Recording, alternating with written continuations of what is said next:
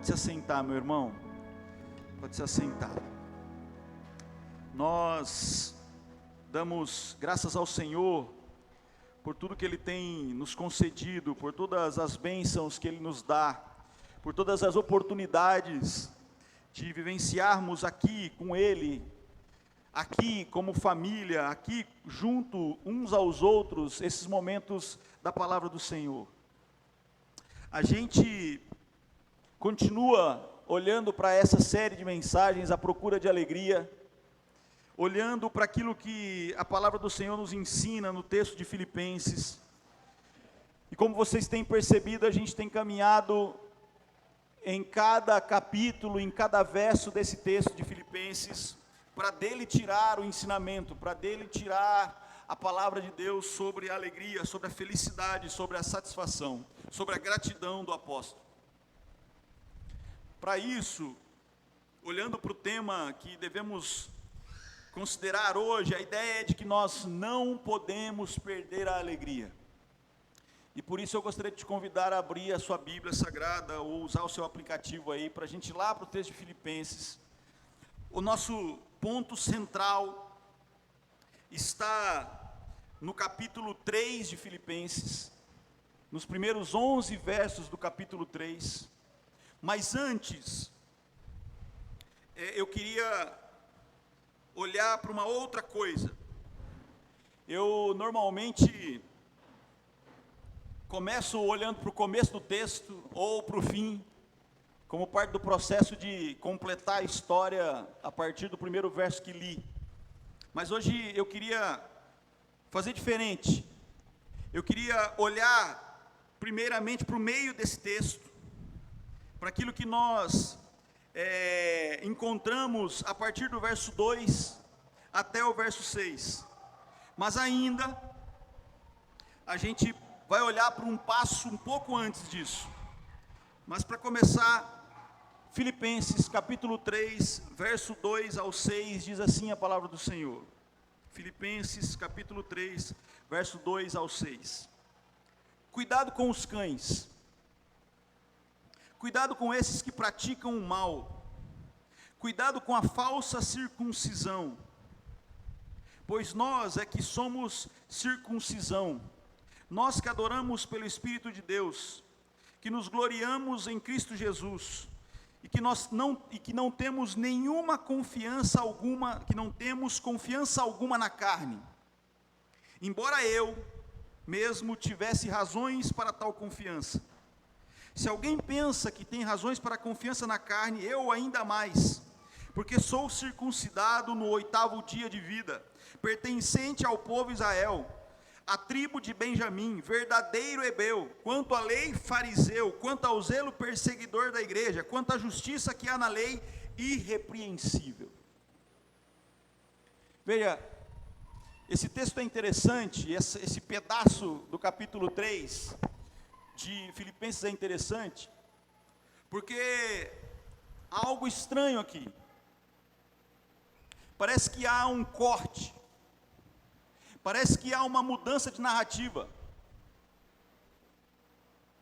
Quando a gente olha para os textos, por exemplo, os textos que a gente estudou até agora, a gente olha para textos que estavam sempre cheios de palavras brandas, tranquilas, por mais que apresentasse, não, eu estou preso. Tá, mas eu estou preso, sabe aquele negócio leve? Estou preso, mas está tudo bem. As palavras eram brandas, as palavras eram carinhosas. Talvez, como já disse, elas eram duras pela realidade de Paulo, aquilo que ele vivia, mas elas estavam cheias de alegria, de esperança, cheias de confiança. Mas aqui o texto muda. Do nada, se você observar, nós vamos ler o verso 1 também daqui a pouco, mas antes de olhar para isso, do nada a narrativa muda. Cuidado com os cães. O texto é direto, o texto é duro. Aliás, tem alguns estudiosos, muito pouco, mas alguns que vão dizer que isso talvez seria uma demonstração de que a partir do capítulo 3, mais especificamente do verso 2 do capítulo 3, o que nós encontramos aqui é uma outra carta a Filipenses e não a mesma. Que na verdade Paulo enviou 2 cartas a Filipenses, aos Filipenses, e essa aqui seria o início da segunda carta. Porque há essa mudança muito dura, essa mudança muito drástica na forma de escrever. Mas, de novo, muito poucos estudiosos pensam assim, a maioria entende que é simplesmente um momento e um ponto específico na fala de Paulo. E quando a gente olha para esse texto, se a gente analisa o contexto, antes e depois, a gente consegue entender o que está acontecendo. E é isso que eu gostaria de olhar com vocês daqui para frente. Esse texto, ele fala de um alerta de Paulo. Ele fala de algo que os cristãos em Filipos precisavam tomar cuidado com os cães. Mas esse não é o primeiro alerta de Paulo. Existem vários alertas nas cartas de Paulo, e em Filipenses, no texto de Filipenses, há alguns outros alertas. Por isso, eu gostaria de voltar com você, foi dito ontem pelo presbítero Vitor, no capítulo 2, verso 15 de Filipenses. Olha o que diz o verso 15 de Filipenses, capítulo 2.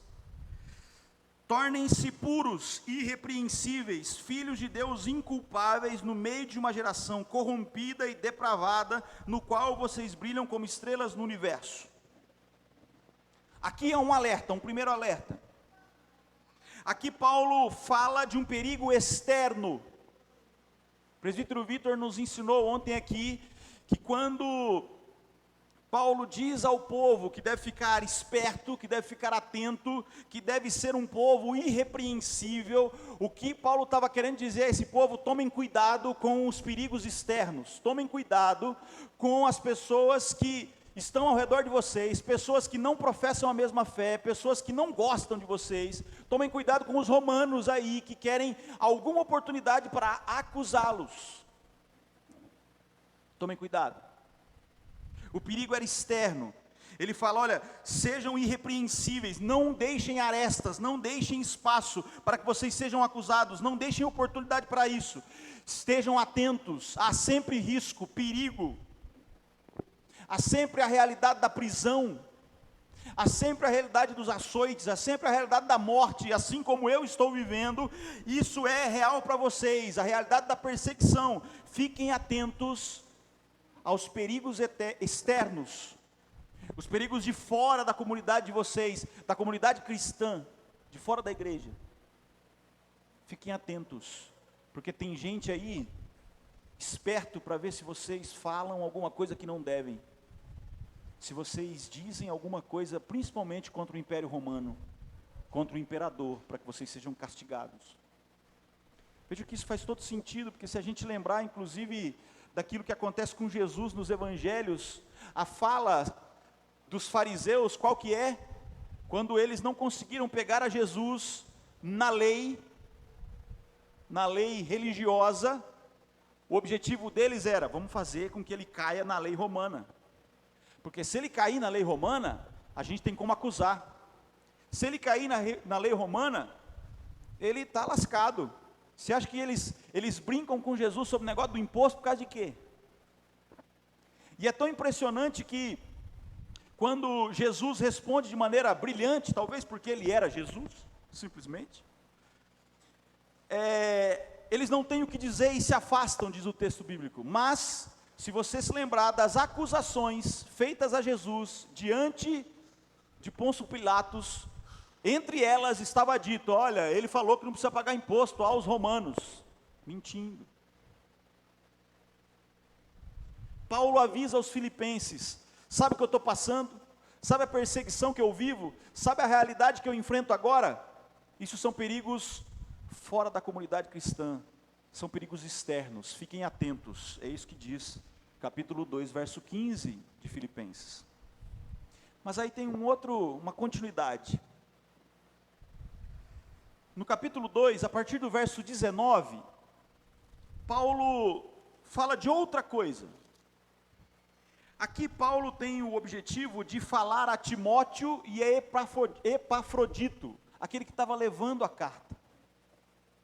E ele recomenda tanto a Timóteo quanto a Epafrodito aos irmãos de Filipos. Se você está com a Bíblia aí, você vai ver aí a partir do verso 19, que Paulo vai dizer: espero no Senhor Jesus enviar a Timóteo brevemente a vocês, para que vocês se animem e eu receba notícias de vocês. Eu não tenho ninguém com quem tenha interesse sincero de estar, do bem-estar de vocês. E assim ele continua falando, ele fala de Timóteo. Timóteo é aprovado, ele serve comigo no trabalho do Evangelho, ele é para mim como se fosse um filho, ele é importante, eu quero enviar a vocês, para que ele diga o que está acontecendo aí, para que eu me alegre com as histórias de vocês. Ele fala de Timóteo.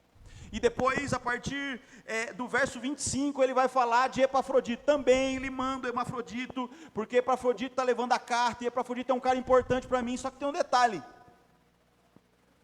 Ele, a partir do verso 26, ele diz o seguinte, olha aí, capítulo 2, verso 26 de Filipenses. Ele tem saudade de todos e está angustiado, porque ficaram sabendo que ele, e eu sei que vocês estão angustiados, porque ficaram sabendo que ele, o Epafrodito, esteve doente.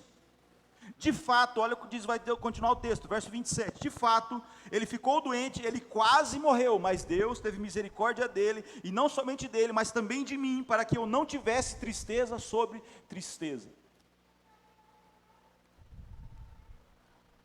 Veja, tristeza sobre tristeza. Eu sinto na minha pele, na minha carne, na minha vida, a perseguição externa. Eu estou preso. Por causa de acusações falsas, eu estou preso. O presbítero Vitor ontem também nos ensinou que Paulo, quando escreve essa carta, ele está na sua primeira prisão, ele tem a expectativa de ser livre, porque a acusação é ridícula. Pior ainda é a segunda acusação, mas da segunda ele não escapa, inclusive ele perde a liberdade de estar numa casa confortável, com um soldado. Na segunda ele vai para a masmorra, ele vai para o buraco, ele vai para esperar a morte definitivamente, perdendo a cabeça. Tristeza sobre tristeza. Se Epafrodito, meu amigo, meu irmão, tivesse morrido por causa da doença, seria tristeza sobre tristeza, porque a tristeza inicial é aquilo que eu sofro com os perigos externos, a tristeza secundária seria aquela que eu sinto pela perda do meu amigo. Nesse texto, do verso 19 ao verso 30, o que Paulo está nos ensinando, o que ele está trazendo para a gente? Ele está trazendo para nós uma outra realidade, a realidade da falibilidade da vida. Opa, podemos morrer, simples. O irmão Epafrodito ficou doente e quase morreu. Ele fala do risco constante da vida, ele fala da realidade, da possibilidade da doença, ele fala da realidade da perda de um ente amado, de um amigo especial, de um cooperador fiel, de alguém muito amado. Ele quase morreu, diz o texto. Se Deus não tivesse sido misericordioso, ele quase morreu. Mas Deus foi misericordioso. Deus foi misericordioso para comigo, porque eu não tenho tristeza sobre tristeza. Paulo traz a nós, traz à igreja de Filipos, outra realidade, a realidade da morte. Fiquem atentos à morte, ela é uma realidade para vocês. Fiquem atentos aos perigos externos. Fiquem atentos a realidade da vida, e a realidade da vida é que podemos morrer. Por fim, agora entrando definitivamente no nosso texto, do verso 2 ao verso 6 de Filipenses 3, Paulo fala de um outro perigo. Ele fala dos perigos internos. Fiquem atentos aos perigos internos. Que perigos internos são esses? Aos perigos dentro da própria família cristã, dentro da própria igreja. Fiquem atentos. Vocês podem correr o risco da perseguição externa. Vocês podem viver no risco da vida, onde eu posso ficar doente, onde eu posso sofrer algum acidente, onde eu posso simplesmente morrer. Fiquem atentos. Mas também há o perigo daqueles que se dizem nossos irmãos, ou melhor, ou pior, aqueles que se dizem os que nos orientam, que pregam a palavra, que nos ensinam, que nos dirigem. Há uma série de alertas. Alertas aos seus amados irmãos de Filipos. As mesmas coisas que experimentei podem acontecer com vocês. As perseguições, os medos, as preocupações, as prisões. Se estão comigo, se estão com Cristo, a realidade de vocês também é essa. Quando Paulo fala dos cães, ele está dizendo assim: fiquem atentos àqueles que deturpam a palavra de Deus, fiquem atentos àqueles que estão pregando para vocês uma necessidade de voltar à velha lei cerimonial. Cuidado, tá? Quando Paulo fala da circuncisão, ele está focando em qual espécie de lei bíblica? Na lei cerimonial. Ele não está falando de lei moral aqui. Ele não está falando que os mandamentos são dispensáveis. Ele está falando das leis cerimoniais, das leis associadas àquilo que era uma aliança de Deus com Abraão, circuncisão. O que Paulo está dizendo é que vocês não precisam mais da marca na carne para serem chamados filhos de Deus, mas todo aquele que aceitou a Cristo como seu Salvador, já em si recebeu a marca espiritual de serem chamados filhos de Deus. Você não precisa mais da circuncisão. Por isso ele vai dizer com muita clareza: eu ou nós, aqueles que somos alcançados pelo Espírito de Deus, nós que adoramos ao Senhor, nós que glorificamos a Deus, nós é que temos a verdadeira circuncisão. É o que ele está dizendo no verso 3. Então o que ele está dizendo para nós aqui é: tomem cuidado, não se apeguem àquilo que é contrário ao evangelho de Cristo que eu tenho pregado a vocês. O evangelho de Cristo que eu prego a vocês é um evangelho de pagamento de dívida, o evangelho que substitui o pecado, é o evangelho onde a graça age, o evangelho onde muda a sua realidade, o evangelho que não vive mais pela base da lei cerimonial, mas agora vive a partir da vida de Cristo, do desejo de Cristo para você e para mim. Eu encontro em Cristo todas as respostas, todas as direções, todos os caminhos a seguir, tudo aquilo que é importante para a minha salvação. É por isso que ele vai dizer: talvez vocês pudessem pensar que eu falo isso, eu digo para vocês, não se apeguem à circuncisão, não se apeguem às leis cerimoniais, porque talvez eu sou um estrangeiro, que agora estou brigando com o povo hebreu, mas não, eu sou hebreu, ele diz, eu sou hebreu, eu sou da tribo de Benjamim, eu sou fariseu, e em relação à justiça eu sou irrepreensível. Ele termina o verso 6 assim. O que ele está dizendo é: eu não estou falando contra um povo que eu não sou, eu não estou falando contra uma lei que eu não seguia, por isso agora para mim é cômodo dizer, não siga isso não, ele é claro em dizer, eu seguia detalhadamente cada uma dessas regras, eu seguia com todo cuidado cada um desses ensinamentos, eu ensinava isso, e é interessante que ele vai dizer, em relação à igreja, a esse povo, ao que vocês são hoje, eu era perseguidor, por causa da circuncisão, por causa da lei cerimonial que ele validava com tanta veemência. Então o que Paulo está dizendo é: vocês agora receberam a Cristo, vocês agora receberam uma nova vida, então não se apeguem a isso, fiquem atentos àqueles que dentro da família cristã querem fazer vocês voltarem às velhas práticas.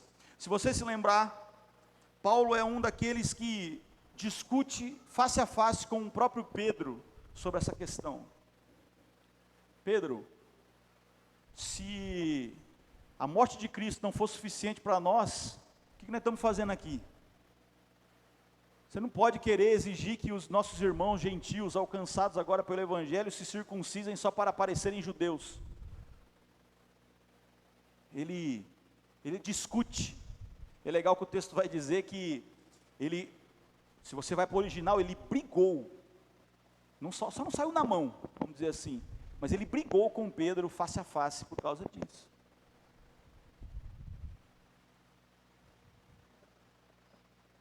Paulo traz para nós 3 alertas: perigos externos, perigos internos e a realidade da vida, a falibilidade da vida. Mas, e agora nós podemos olhar para como tudo isso está ligado, como isso tudo se conecta. A gente pode olhar para o verso 1 do capítulo 3 de Filipenses, vem comigo aí. Diz assim o texto: finalmente, meus irmãos, alegrem-se no Senhor. Escrever de novo as mesmas coisas não é cansativo para mim, e é uma segurança para vocês. Finalmente, irmãos, alegrem-se no Senhor. Diante de tudo que foi dito, diante de tudo que foi relatado até agora, todas as dificuldades, todos os perigos, perigos externos, perigos internos, perigos da vida, Paulo se alegra. Paulo permanece alegre. Diante de tudo, a alegria em seu coração, diante de tudo, a alegria sincera. E aí, quando a gente analisa o verso 1 do capítulo 3 de Filipenses, a gente pode perceber, a gente pode entender a relevância, a importância que Paulo dá a duas coisas. Duas coisas. Primeira delas, quando ele fala alegrem-se no Senhor, ele fala de uma coisa, a indestrutibilidade da vida alegre no Senhor, ou seja, a alegria que não pode ser destruída, a alegria cristã que é indestrutível.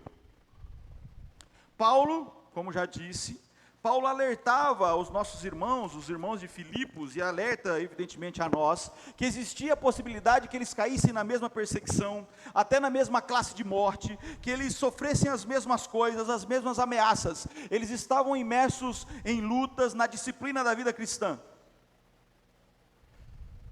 Baseado nisso, de um ponto de vista bastante humano, a gente poderia pensar assim, a vida cristã é uma vida triste, é uma vida desesperadora, é uma vida indesejável. Porque, se eu corro perigos externos, perigos internos, perigos da vida, para que ser cristão? Entretanto, quando Paulo fala, ele vai dizer, alegrem-se no Senhor, finalmente, apesar das coisas, apesar de tudo, alegrem-se no Senhor. Lembrem-se de Jesus falando com os seus discípulos. Se você for lá para o texto de João, capítulo 16, Jesus está falando com os seus discípulos pouco antes da sua prisão.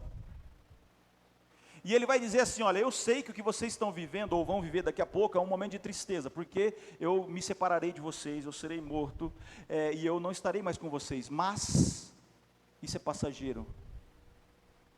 Isso vai passar, a vossa alegria ninguém poderá tirar de Jesus aos seus discípulos.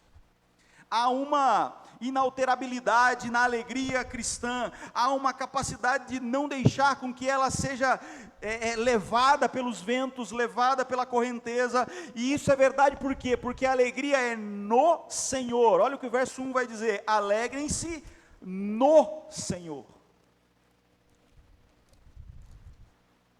Alegrem-se na constante presença, na constante companhia do Senhor.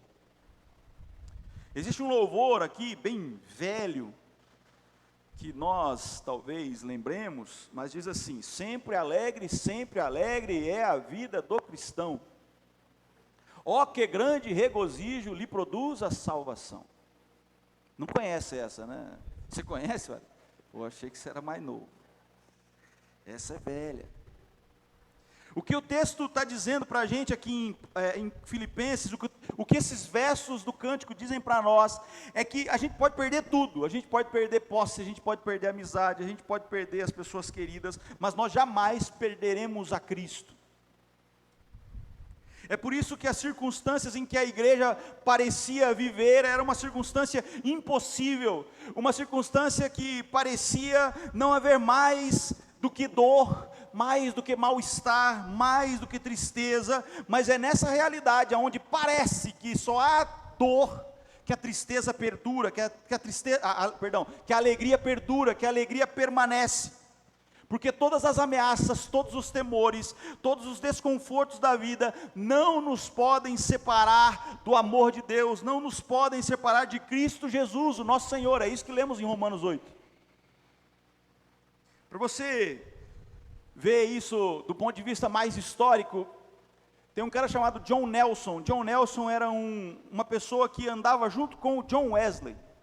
Nós estamos estudando aqui aos sábados sobre os avivamentos, né? E semana passada a gente estudou sobre o avivamento, e John Wesley é um dos grandes caras do avivamento. Ali na Inglaterra, é onde a gente vê a formação dos metodistas, dos wesleyanos, enfim. E John Nelson conta a história que ele saiu para pregar o evangelho durante um período com John Wesley, e é muito interessante que ele vai dizer assim: todo dia nós dormíamos no solo, no chão. Sobre a minha cabeça, como travesseiro, eu tinha a Bíblia Sagrada. A descrição dos evangelhos era meu travesseiro. John Wesley dormia sobre um pedaço da sua roupa. Depois de 3 semanas, estou lendo aqui a história, depois de 3 semanas, uma manhã, por volta das 3 horas da manhã, John Wesley vira-se para mim, olha nos meus olhos, percebe que eu não durmo, e aí ele diz assim: irmão, tenhamos bom ânimo, eu ainda tenho um lado inteiro, porque estou esfolado só de outro lado. Vamos ficar aqui, vamos ficar atentos, vamos comer o que tem, vamos dormir onde podemos, porque isso que passamos, isso que vivenciamos, isso que sofremos, tem um foco, um objetivo maior. Talvez nós olhássemos para isso e podemos dizer assim: não, mas para pegar o evangelho assim também eu não vou. Porque na nossa história, naquilo que conhecemos, na nossa vida moderna, viver esse tipo de situação é impossível, é inaceitável. Como assim? Bem, é só você lembrar do que Jesus disse aos seus discípulos: olha, o Filho do Homem não tem onde reclinar a sua cabeça, se você quiser vir comigo, fique ciente disso. A alegria cristã fazia com que John Wesley fosse capaz de aceitar os grandes golpes da vida, as grandes dificuldades para pregar o evangelho. Ele saudava o seu irmão, o pregador, na mesma situação, esfolado por dormir ao chão, com alegria, com brincadeira, com modéstia, com coisa muito leve. Por quê? Porque segundo o texto de Filipenses capítulo 3, verso 1, a alegria está no Senhor e não em outra coisa, e não em outras coisas. Mas tem mais uma coisa que Paulo nos ensina no verso 1. Leia aqui, ó. Escrever de novo as mesmas coisas não é cansativo para mim, é uma segurança para vocês. O que Paulo está dizendo aqui? Ele está falando sobre um negócio chamado repetição. No verso 1 ele fala sobre a alegria no Senhor, ou seja, se você estiver no Senhor, não importam as coisas, não importam as situações, não importa a vida, nós seremos alegres. Mas aí ele continua ainda no verso 1, ele vai dizer: eu não tenho problema com repetição, eu não tenho problema em falar de novo. Como um bom professor, Paulo é aquele que não tem nenhum problema em repetir as coisas, em falar de novo e de novo e de novo a mesma coisa. Talvez porque um dos maiores enganos, não só naquela época, mas hoje, seja o desejo de novidade. Queremos sempre algo novo, queremos sempre uma novidade, queremos sempre uma nova história, mas tem uma coisa que a gente não pode esquecer: as grandes verdades salvadoras do cristianismo não mudam, jamais podemos ouvir o suficiente delas. Os mantimentos essenciais não nos cansam. Por exemplo, todo dia, a vida inteira, você vai comer de manhã, tomar um café, ou um leite, ou um chá com pão, pronto. Todo dia, a vida inteira, todos os dias da sua vida, e você não tem nenhum problema em comer pão com café ou leite e tal. Se você não comer isso no dia, você fica mal, você fica chateado, você fala: hoje fiquei sem o cafezinho, hoje fiquei sem o pão. Nós não temos problema com aquilo que se repete. Por isso também, nós devemos ouvir sempre de novo, e de novo, e de novo, a verdade que é pão e é água para nós cristãos. Nós não podemos nos inquietar por ver novamente as grandes verdades básicas da vida. Tem coisas que nós precisamos repetir, e repetir, e repetir. Uma vez, um pastor, durante quase um ano, pregou o ano inteiro no verso de João 3,16. E aí, um dia ele foi questionado por um dos irmãos: pastor, mas de novo, João 3,16, de novo, João 3,16, pastor, de novo, João 3,16, o pastor falou para ele assim: se eu não pregar sobre a morte de Cristo, o amor de Deus e a salvação que Ele oferece, você acha que eu quero pregar sobre o quê? Eu devo pregar sobre o quê? Não há mais nada, não há nada mais importante do que João 3,16. Porque em João 3,16 está toda a expressão de amor, está todo o ponto específico de salvação, e está toda a esperança daquele pecador. Não tem problema, não há problema em ouvir sempre a mesma coisa, se ela é base da nossa vida, se ela é base da nossa fé, se ela é base da nossa vida cristã. Podemos ter desejo das comidas, mas enfim, nós sempre vivemos com mantimentos básicos, com coisas que são básicas, pão e água. A pregação, o ensino, o estudo das coisas marginais, as coisas associadas a outras histórias bíblicas, a outras informações que fazem parte da nossa vida cristã, são legais, aprenda, leia, mas sempre precisamos voltar às coisas que são verdades fundamentais, base. Nunca podemos deixar de proclamar, de falar, de ouvir, porque isso nos dá segurança espiritual. Então Paulo, no verso 1, ele fala, olha, apesar de tudo, apesar das preocupações externas, internas, da vida, fiquem alegres, porque a base da alegria de vocês está no Senhor.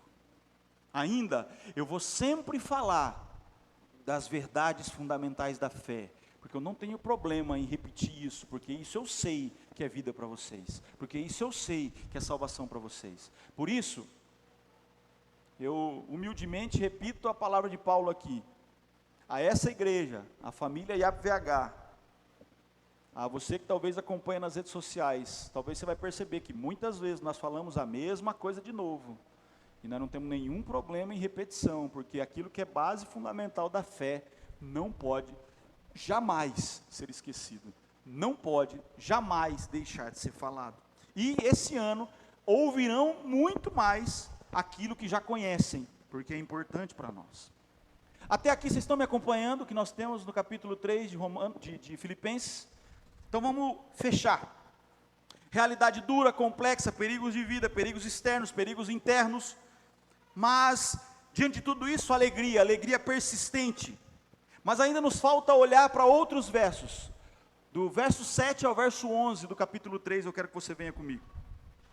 Paulo já tinha falado da excelência do conhecimento de Cristo, Paulo já tinha falado do valor superior desse conhecimento, e agora ele volta a esse pensamento e esclarece com mais precisão o seu significado. A gente olha aqui para o texto, a partir do verso 7, olha o que diz o texto. Mas o que para mim era lucro, passei a considerar como perda por causa de Cristo. Mais do que isso, eu considero tudo isso perda, comparado à grande e suprema grandeza do conhecimento de Jesus Cristo. Presta atenção nessa frase. Comparado com a suprema grandeza do conhecimento de Jesus Cristo, por quem perdi todas as coisas. Eu considero todas as outras coisas esterco, para poder ganhar a Cristo e ser encontrado nele, não tendo a minha própria justiça que procede da lei, mas que vem mediante a fé em Cristo Jesus, a justiça que procede de Deus e que se baseia na fé. Verso 10, eu quero conhecer Cristo, eu quero conhecer o poder da sua ressurreição e a participação dos seus sofrimentos, tornando-me como ele em sua morte, para que de alguma forma alcançar com ele a ressurreição dentre os mortos. Se você percebeu, aparecem nesses textos, do verso 7 ao verso 11, algumas vezes a palavra conhecer ou conhecimento. A palavra conhecer ou conhecimento é gnosken, ou gnosken. Mas o que significa gnosken? O que significa conhecer segundo esse texto? O que significa conhecimento segundo esse texto? Esse conhecimento que essa palavra nos traz não é um conhecimento intelectual, não é um conhecimento teórico, não é um conhecimento superficial. Essa palavra conota um conhecimento pessoal, particular. É uma experiência pessoal vivida com a outra pessoa, como se vivesse na pele da outra pessoa. Gnosken indica um conhecimento mais estreito, um conhecimento íntimo, mais pessoal. Paulo não fala do conhecimento de Cristo, mas fala do conhecer a Cristo. Pegou a diferença? Não é conhecimento de Cristo, é conhecimento a Cristo. Eu não quero ouvir falar de Jesus, eu não quero conhecer a história dele, eu não quero conhecer aquilo que falaram dele, eu não quero ouvir ou conhecer aquilo que escreveram dele, eu quero conhecê-lo, eu quero conhecer a Cristo. É disso que ele está falando.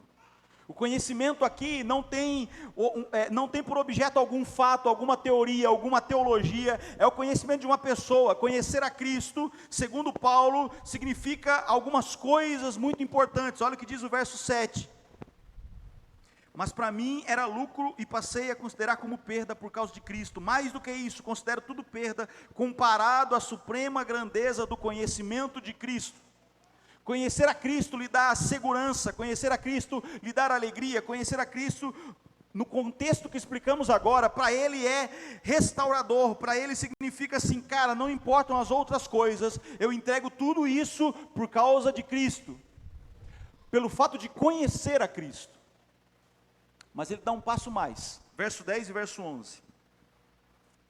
Quero conhecer a Cristo, o poder da sua ressurreição.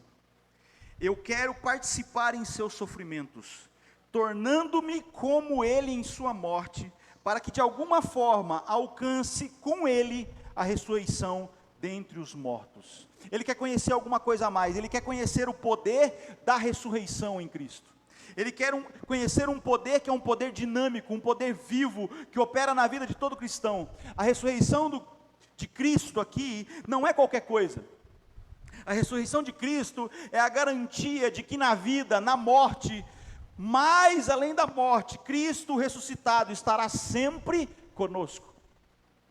É a prova de sua promessa de estar conosco até o fim dos tempos. Lembram? Estarei convosco até a consumação dos séculos.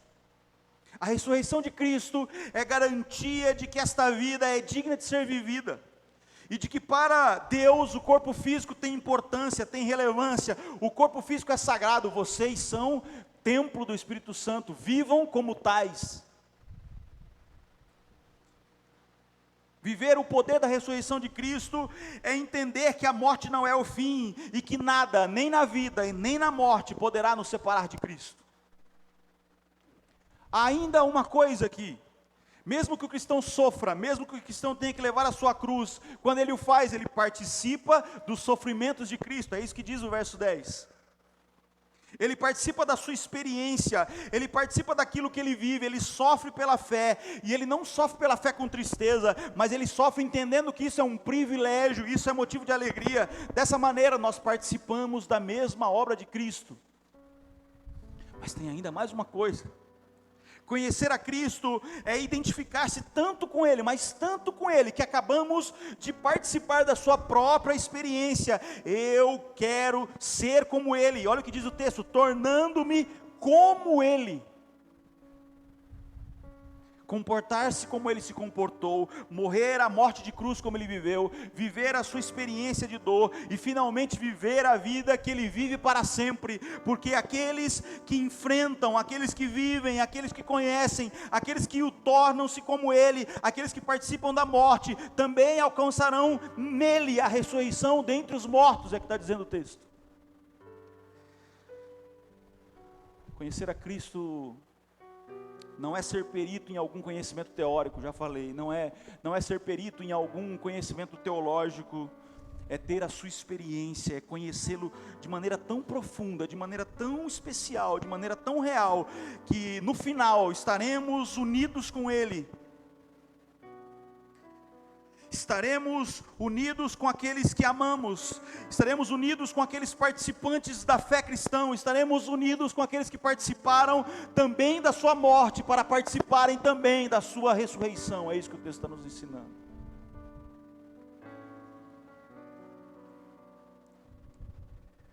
A razão de Paulo permanecer alegre, mesmo diante das preocupações externas, das preocupações internas, dos riscos da vida, é que a alegria dele estava baseada no conhecimento profundo de Deus, no conhecimento profundo de Cristo. É por isso que ele diz com tanta tranquilidade: a vida que eu vivo agora, não a vivo por mim, mas vivo em Cristo Jesus. Porque ele participa dos açoites, ele leva a cruz com Cristo, ele participa da sua morte, e ele tem a convicção de participar da sua ressurreição. Por isso que Paulo, quando fala que perseguiu a igreja, que destruiu a igreja, que machucou a igreja, que fez a igreja sofrer, ele também é muito sincero em dizer: eu sei que por causa disso também sofrerei. Eu sei que por causa do evangelho que agora me alcançou, eu também padecerei. Eu sei que por causa do evangelho que agora me atingiu, eu também morrerei. Mas morrerei esperando a coroa, morrerei esperando a ressurreição. Para a gente encerrar, eu já falei desse verso ontem na lição, Salmo 37, verso 4 e 5, diz assim: deleita-te no Senhor, e Ele atenderá aos desejos do teu coração. Entrega o seu caminho ao Senhor, confia nele e Ele agirá.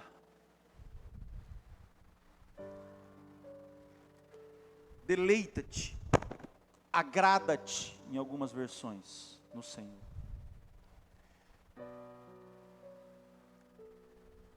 Deleita-te ou agrada-te, no original dessa palavra, tem um peso de conhecimento.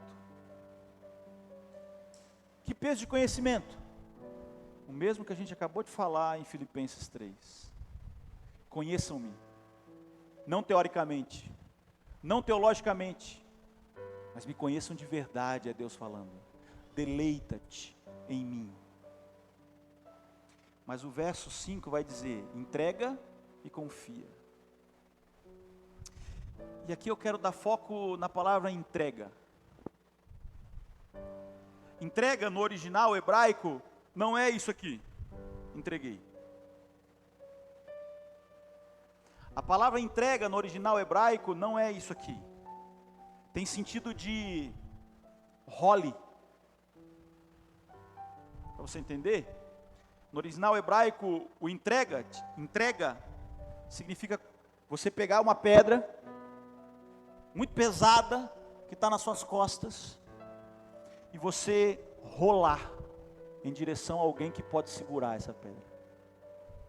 Alguém que é capaz de segurar essa pedra. Entrega. Verso 5, Salmo 37. Paulo, quando escreve aos Filipenses, apesar de todas as coisas, apesar de todas as dores, apesar de todos os seus sofrimentos, ele tem alegria, porque ele aprendeu a entregar. Ele rola as dores, ele rola os sofrimentos, ele rola as tristezas, ele rola os machucados, ele rola as prisões, ele rola os naufrágios, ele rola as varadas, ele rola os açoites, ele rola as pedras, ele rola tudo para aquele que pode segurar: Jesus, o que o salvou. Irmão, faça isso. Faça isso definitivamente. Role as pedras da dor, da tristeza, da preocupação, das ansiedades. Role para quem pode segurar. Role para quem tem força para sustentar.